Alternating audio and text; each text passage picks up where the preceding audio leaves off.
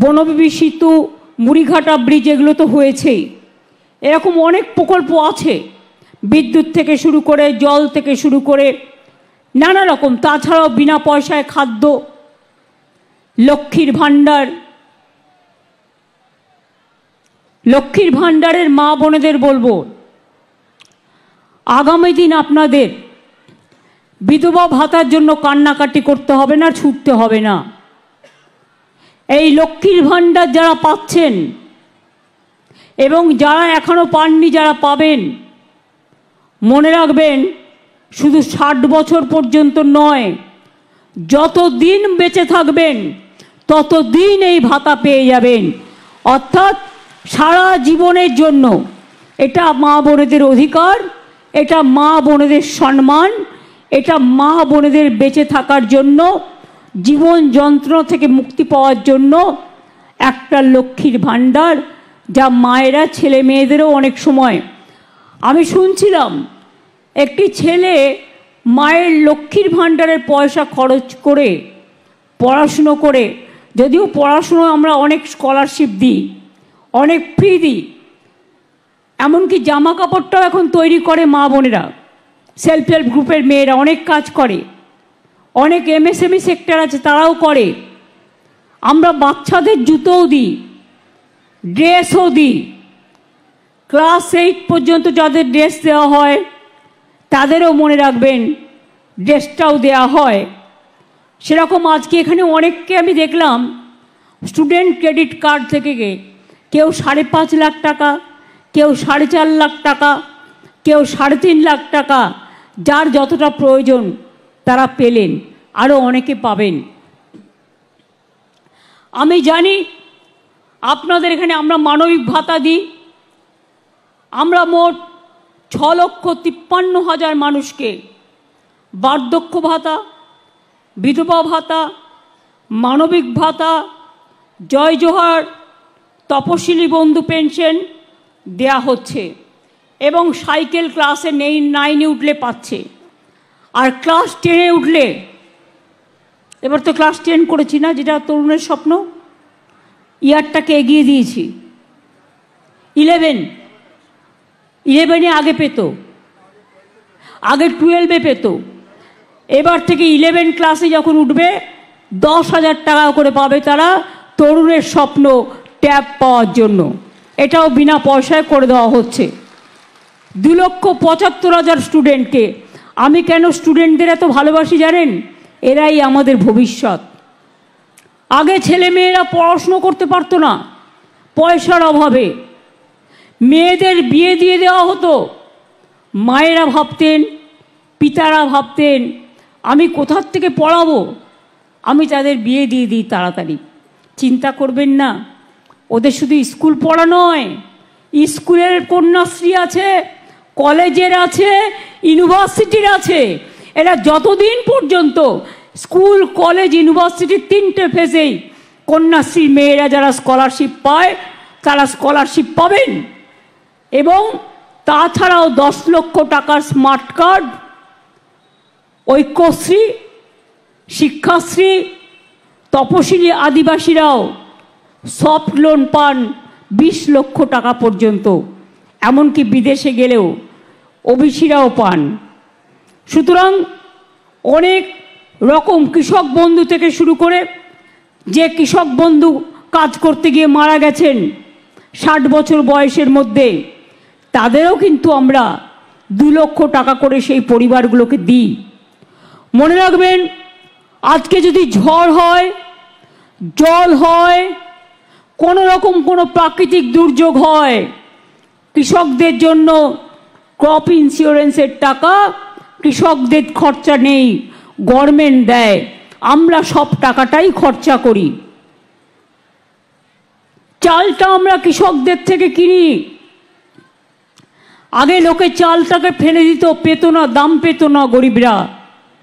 এখন চাল সরকার নিজে কিনে নেয়, তারপর সেই চালটা আমরা রেশনে দিই। 5 কেজি করে রেশনে বিনা পয়সায় চাল দেওয়া হয়।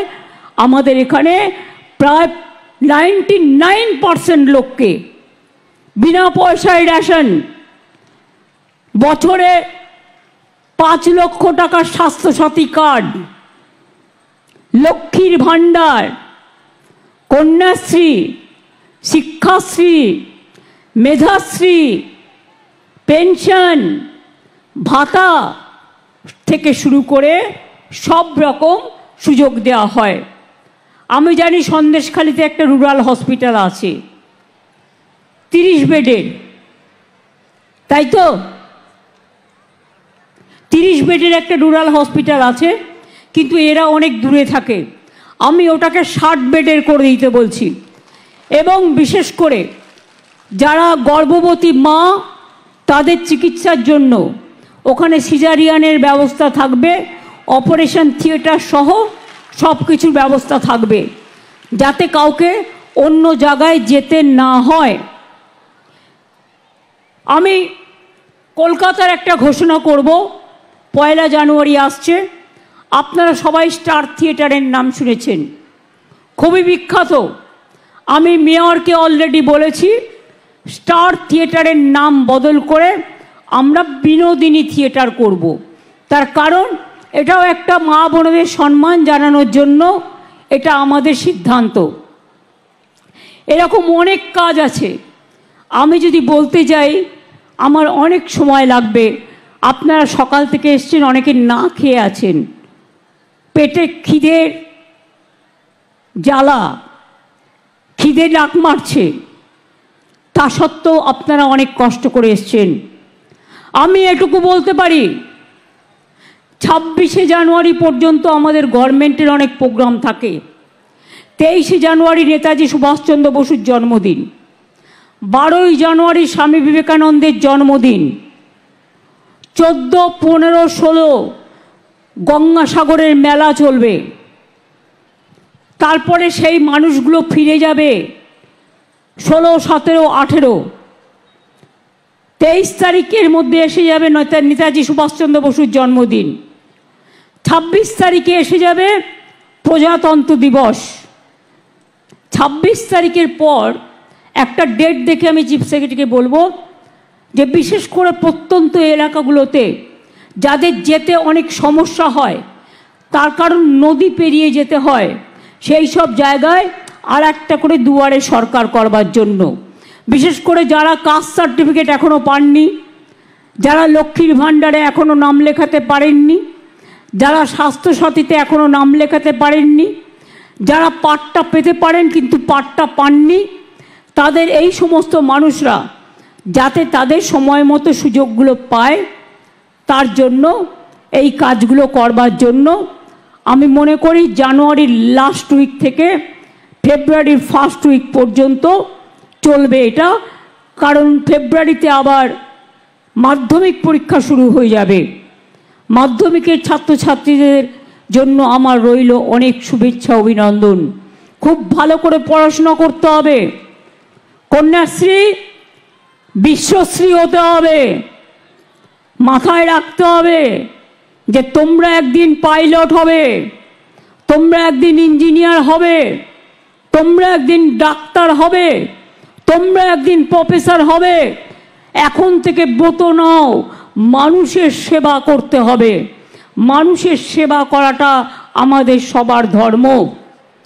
আর বাবা মায়েরা চিন্তা করবেন না, যে মেয়েরা পড়াশুনো করছে, যখন তার 18 বছর কমপ্লিট হচ্ছে, যদি পড়াশুনো চালিয়ে যায়, সে আবার তার ব্যাংকে 25,000 টাকা পায়। এবং তাছাড়াও আমাদের রূপশ্রী প্রকল্প আছে, যারা গরিব মানুষ বিয়ে দিতে পারবে না, 25,000 টাকা তার মেয়ের বিয়েতে পাবে। পরিযায়ী শ্রমিক যারা আছে তারাও কিন্তু পায় এই টাকাটা। বাইরে যারা কাজ করতে গেছেন, ফিরে এসছেন, চিন্তা করবেন না, আপনাদের জন্যও কিন্তু আমরা আছি। একটা কথা মনে রাখবেন, আমি কথা কম বলি, আমি আজে বাজে ভাষণ দিই না, কিন্তু আমি যেটুকু বলি আমি সেটুকু করি। আমি যেটা পারি না আমি সেটা বলি না। তার কারণ কটু কথা বলার, কুৎসা রটনা করবার, মিথ্যে কথা বলার অভ্যাসটা ছোটবেলা থেকে আমরা শিখিনি। তাই যেন ভবিষ্যতেও না হয়। পরিষ্কার বলি, সৎ থাকলে কি হয় জানেন?